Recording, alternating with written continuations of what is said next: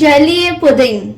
So we need 2 packets of jello. You can use any kind. I'm using the green one and the yellow one. And we have 2 tubs of hot water. Because I'm using 2 packets, I'm going to use 2 tubs. But if you're using 1 packet, which is normally needed, use 1 tub, and 1 tub will be used for decoration. Now we're just going to add the jello packet. We're going to add the first one, and we want to have hot water because we're going to mix the jello. And I'm using green because I want blue, so I'm using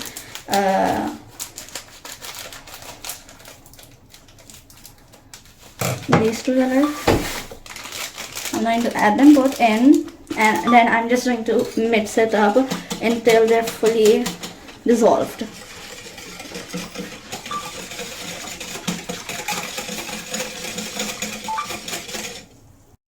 Now we're just going to let it set for about 10 minutes until it forms a layer on top of it. We don't want it completely solid.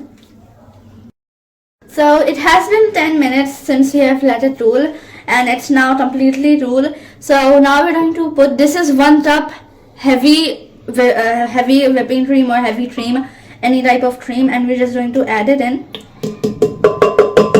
And now we're going to add half of the jello mixture because we use 2 packets, but we only need 1. Now we're just going to add half of the mixture. You can double the recipe as much as you want, but this recipe makes a 6-inch pan. Now we're going to blend it for about 1 minute. We're going to blend it for about 1 minute until it's fully incorporated.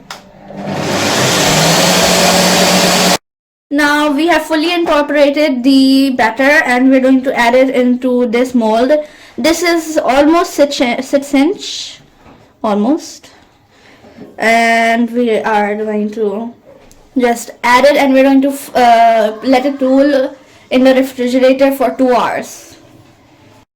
Our jelly pudding is complete, and we have to keep it in the fridge for 2 hours, and now it's ready to enjoy.